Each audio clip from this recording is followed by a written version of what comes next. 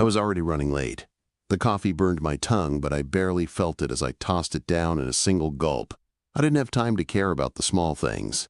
Not today, not when I had a meeting with Elena Blackwood in 5 minutes. The CEO of Summit Media Group, the woman who built this empire from the ground up, the one everyone feared, and also the one who made my life a constant whirlwind. I'm Ryan Chun, 27 years old, and somehow I ended up being the youngest creative director at Summit. Some days, it feels like a blessing. Other days, it feels like a curse, especially when your boss can cut you down with a single look. I quickly tossed my empty coffee cup into the trash and grabbed my tablet. The elevator ride felt too long. My stomach churned, and my thoughts scrambled. What fresh hell would Elena have in store for me today? The elevator doors opened, and I stepped into the long, sleek hallway of our office building. The polished floors reflected my shoes as I made my way toward the conference room. I could already hear the hum of voices, the soft murmur of people working in their cubicles. Everyone knew about the big projects we had going on, but no one dared to breathe a word about what happened behind closed doors. I reached the conference room and felt that familiar anxiety curl in my stomach. Elena was standing at the head of the table, her back perfectly straight, fingers typing furiously on her laptop. The room was eerily silent as I stepped in. Her icy blue eyes flicked up briefly before going back to her work. "You're 4 minutes late, Ryan," she said, her voice sharp. "Good morning to you, too." Quote. I placed my tablet on the table with more force than I intended, the sound echoing throughout the empty room. "Sorry." "Didn't realize we were on a strict schedule today," I replied, trying to keep my voice level. She didn't look up, just kept typing away. "The Morrison campaign revisions need to be done by 5 o'clock today." My chest tightened. "Elena, the revisions you sent at midnight? My team has been working non-stop for 3 weeks. We need some time to breathe." Quote. She finally looked up at me, her gaze unwavering. Her lips thinned and her jaw tightened. "I don't pay you to breathe, Ryan. I pay you to deliver results." Her voice was cold, calculated. Something inside me snapped. It wasn't just the lack of sleep or the constant stress or the way she looked at me like I was just another employee. It was everything. I was tired of being a machine in her eyes. I took a deep breath, trying to steady myself. "We're human beings, not machines.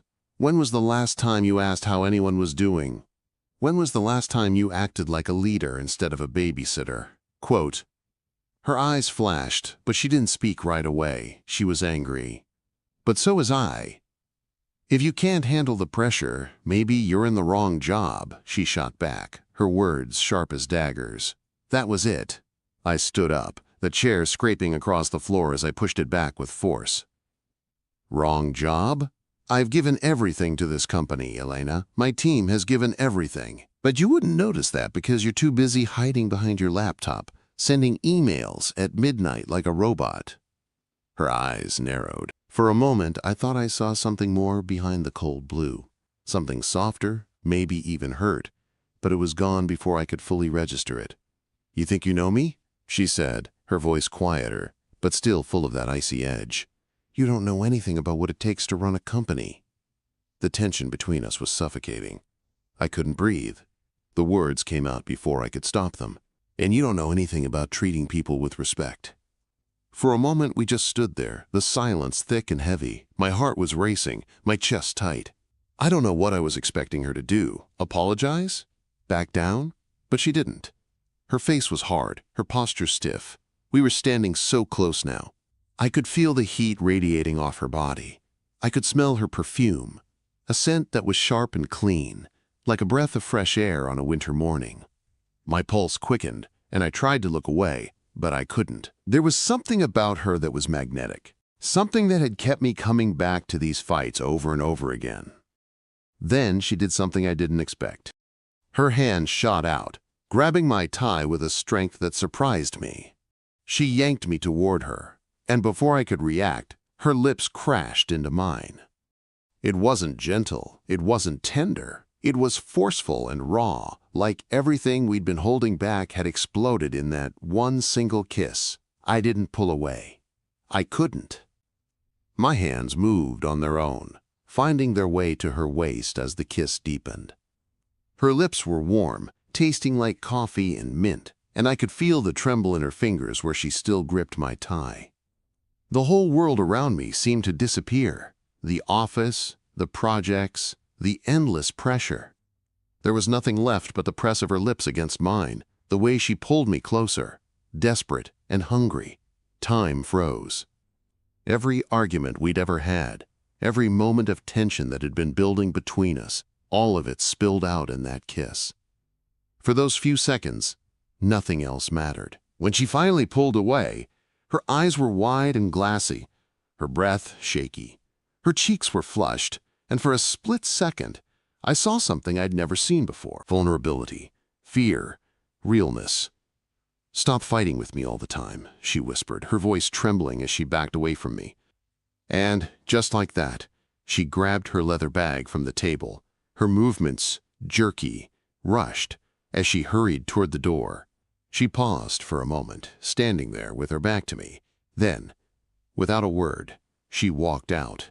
The door clicked shut behind her, leaving me standing there, breathless, stunned. My heart was still racing, my lips still tingling from her kiss. I stood frozen, unable to move, unable to think. What the hell had just happened? I looked down at my phone, which buzzed on the table with a message from my team lead. The revisions were still waiting for me, but I couldn't focus on that. Not now. Not after what just happened. I glanced at the door again, half expecting Elena to walk back in, but she didn't. It felt like the whole office had shifted, like the world had tilted on its axis. I sat back down at the table, my head spinning, trying to process everything. How could something so simple change everything so quickly? But before I could make sense of it, my phone buzzed again. Another message from my team lead. And that's when I realized I had no idea what was coming next. The rest of the day felt like a blur. I couldn't shake the kiss from my mind. Elena Blackwood, the woman I'd clashed with since day one, the one who ran this company like a well-oiled machine, had kissed me. And not just any kiss.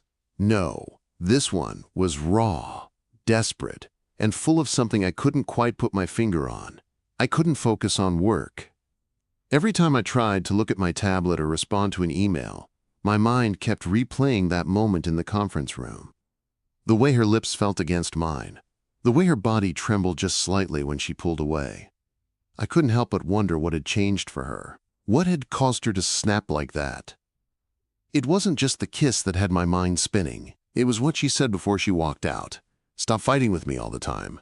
What did that even mean? Was it an apology? A confession? Or just another way for her to put me in my place? The office felt different after that. People were avoiding me. Glances that used to be casual now seemed full of judgment. I tried to focus on the Morrison campaign, but it was like my brain refused to cooperate. I couldn't concentrate on the numbers or the designs or the strategy. All I could think about was Elena and the mess we'd somehow found ourselves in. I kept glancing over at her office, but the blinds were drawn. Her door stayed closed, and the assistant who usually bounced around the office like a ray of sunshine looked just as tense as the rest of us. Everyone was walking on eggshells, and I hated it. It was nearing the end of the day when I finally caught a glimpse of Elena. She was walking through the hall, her eyes downcast, looking like she was lost in her thoughts. I opened my mouth to say something, but before I could even take a step toward her, she turned and walked straight into the back stairwell, avoiding anyone who might try to approach her. I was left standing there, watching her go, wondering what in the world had just happened. The rest of the night felt like it lasted forever. I tried to work, but it was impossible. I kept replaying our argument, the kiss and everything else in my head, over and over again. The apartment in Wicker Park felt smaller than usual, the walls pressing in on me, suffocating me with the weight of everything I didn't know how to process. I barely slept. My mind was too wired, too full of questions. What now? What did she want from me? What did I want from her? When my alarm went off at 6 a.m., I felt like I hadn't slept at all. I dragged myself out of bed, my body aching from the lack of rest. The whole morning felt like I was walking through a fog. I didn't know if I wanted to run away from the office, or if I needed to see Elena again to figure out what had happened between us. I stepped into the office feeling like a different person. The air was thick with tension, and I couldn't tell if it was just in my head or if everyone else felt it too. My hands were still shaking slightly as I poured my coffee from the break room, trying to act normal. As I was walking back toward my desk, I bumped into Marcus, one of the senior account managers. His eyes narrowed as he looked at me, his eyebrows lifting. "Everything okay, Ryan?" he asked, his voice a little too casual. "Yeah, just a long night working on revisions." I lied. Marcus didn't seem convinced, but he nodded. "You know, Elena's been pretty quiet today. Haven't heard her bark orders at anyone yet." Quote. I forced a small laugh, trying to sound like everything was fine. "Maybe she's busy." He gave me a knowing look. "Maybe you two have another one of your famous arguments yesterday?" Quote. My stomach dropped. "What do you mean?" Quote. "Conference room, glass walls. You know how it is," Marcus said with a shrug. Couldn't hear anything, but it looked intense. The words hung in the air like a threat. I couldn't shake the feeling that people were watching me, waiting to see what would happen next. My mind was racing. Had anyone else seen what happened? Had they noticed the kiss? Was this all going to blow up in my face? I barely made it back to my desk before my phone buzzed with a text from Elena's assistant. "Conference room. 1 p.m. Elena wants to speak with you." I stared at the message, my stomach tightening.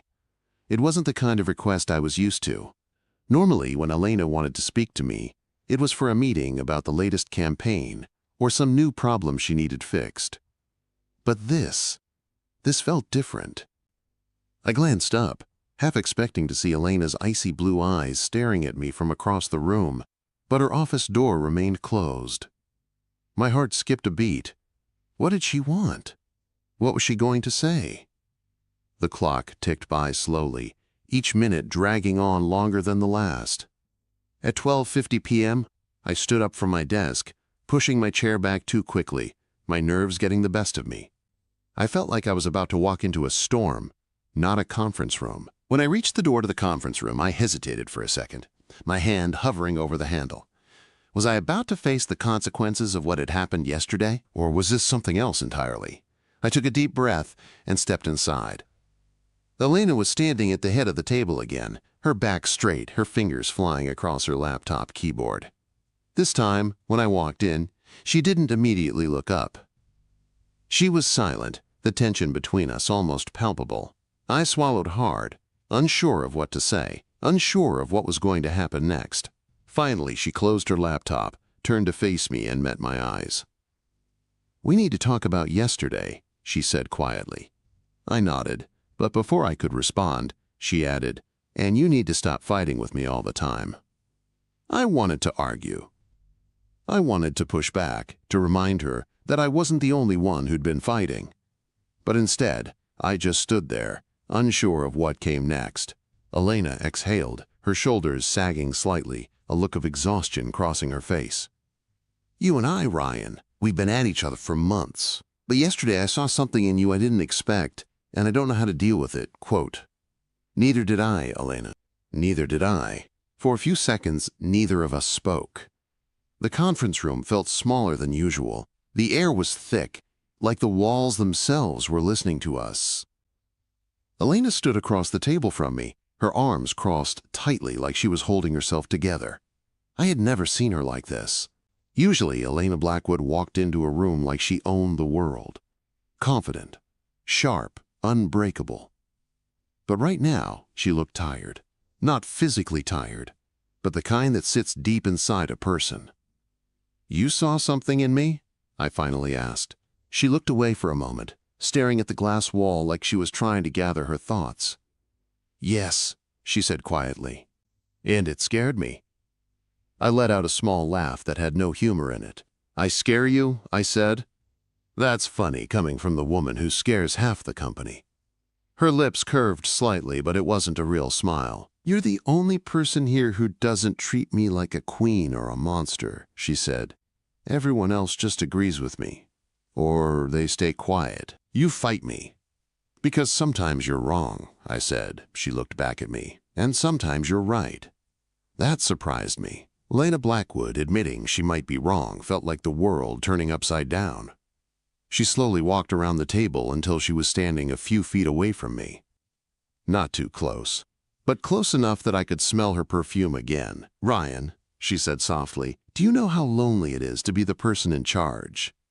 I didn't answer. She kept talking. "When you run a company, people stop being honest with you. They tell you what you want to hear. They smile in meetings. They praise every idea." She shook her head slightly. "But you don't." "No," I admitted. "You challenge everything I say. You argue with every decision. You drive me crazy." I crossed my arms. "You're welcome."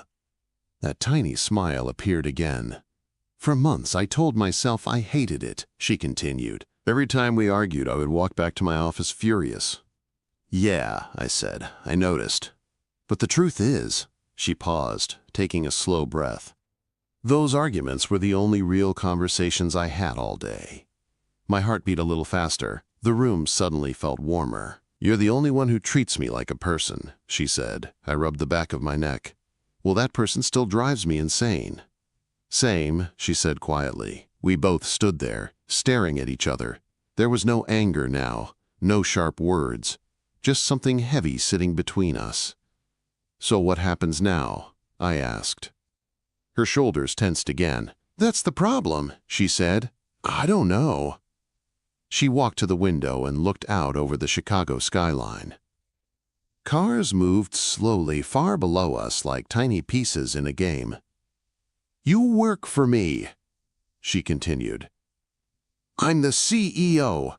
There are rules, HR policies." "The board of directors." "Yeah," I said, "I'm aware."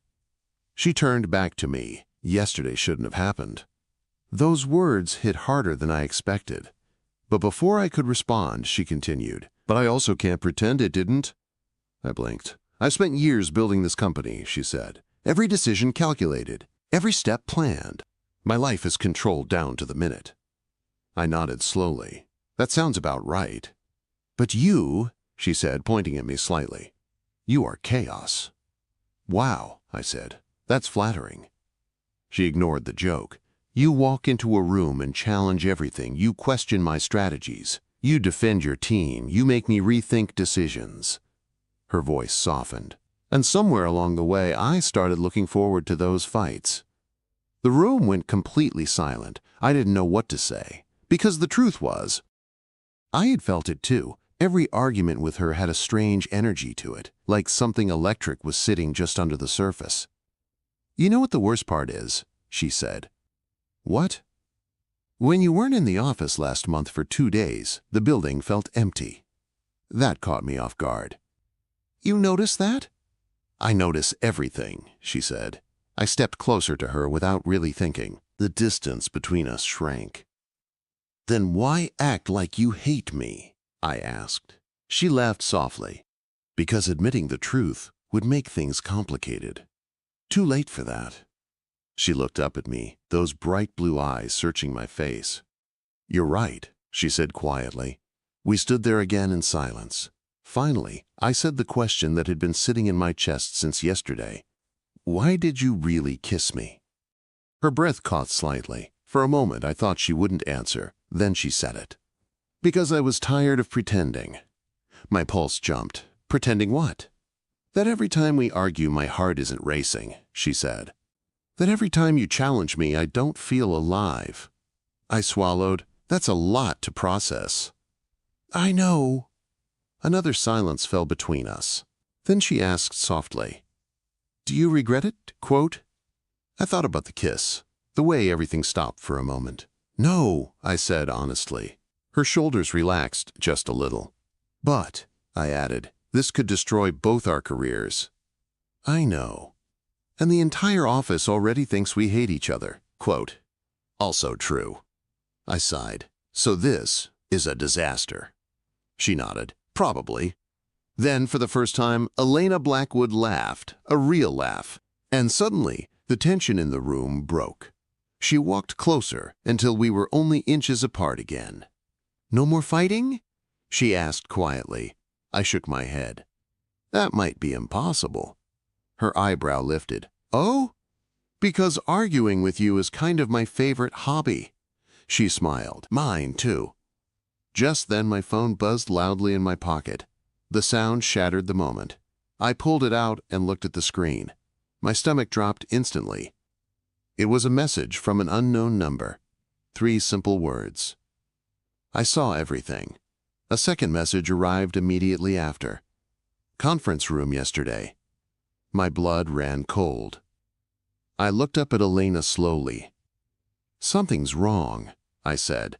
Her smile faded. What is it? Quote. I turned the phone so she could see the message. Her face went completely pale. Ryan, she whispered.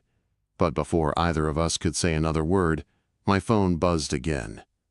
Another message, if the board finds out about this.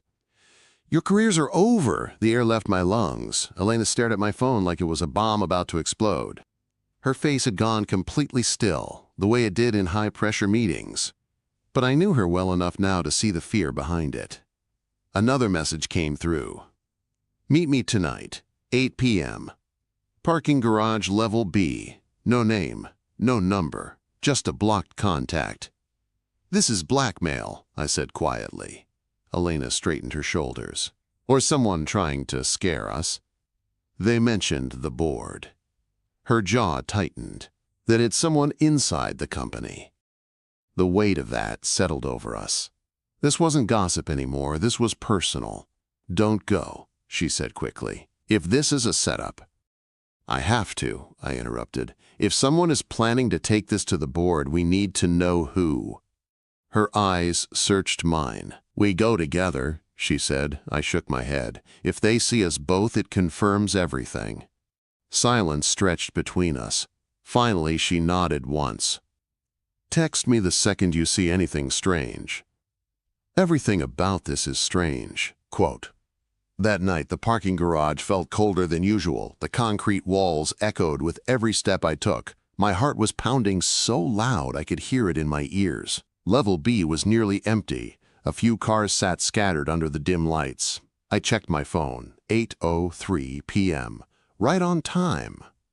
The voice came from behind a pillar. Marcus stepped into the light. Of all people. You? I said. He gave me a tight smile. Relax. I'm not here to ruin your life.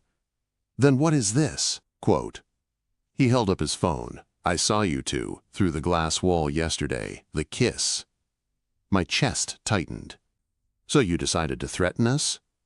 He shook his head. No, I decided to warn you. I frowned. Warn us about what? He walked closer, lowering his voice. The board already knows something is going on. Not about the kiss, but about you. About me? They think Elena is grooming you for her position. I blinked. What? There's been talk for months, Marcus continued. You're young. You move fast. The Morrison campaign was a huge win. Some board members think she's building her exit plan and handing you the company. That's insane. Maybe, but when they see the two of you arguing non-stop, closed-door meetings, tension all the time, they started digging. My stomach dropped. So the email threats? I sent the messages to get you alone, Marcus admitted. Because if you keep sneaking around, you'll give them exactly what they want. Anger flared in my chest. You could have just talked to me. And say what? Hey Ryan, the board is circling like sharks? He sighed. They want Elena out. She's too independent, too hard to control. If they can paint this as misconduct, they'll force her resignation. Everything clicked into place. The whispers, the sudden tension, the investigation rumors. They're looking for an excuse, I said slowly. Yes. I ran a hand through my hair. And you're helping us because? Marcus shrugged. Because Summit without Elena isn't Summit. And because you're actually good at your job. I don't want politics destroying this place. Quote, for a moment, I didn't know whether to punch him or thank him. Next time, I said firmly, try honesty first. He gave a small nod. Fair. I left the garage and immediately called Elena. She answered on the first ring. Ryan? It's Marcus, I said. Not blackmail. The board is trying to push you out. Silence. Then a slow breath. I suspected, she admitted. You knew? I've been getting subtle pressure for weeks. Questions about succession plans, about leadership structure. And you didn't tell me? I didn't want to drag you into it. I leaned against my car, staring up at the dark Chicago sky. We're already in it. The next morning, Elena moved fast. She called an emergency board meeting and requested a full transparency review. Not just of our relationship, but of company performance, growth, and leadership decisions. If they wanted a fight, she would give them one. I sat beside her in the boardroom 2 days later, not as her secret, not as a rumor, but as her creative director. The board members looked stiff and uncomfortable. Elena didn't. I'm aware there are concerns, she began calmly, so let's address them openly. She laid out the numbers, growth percentages, revenue increases, client retention. Every success backed by data.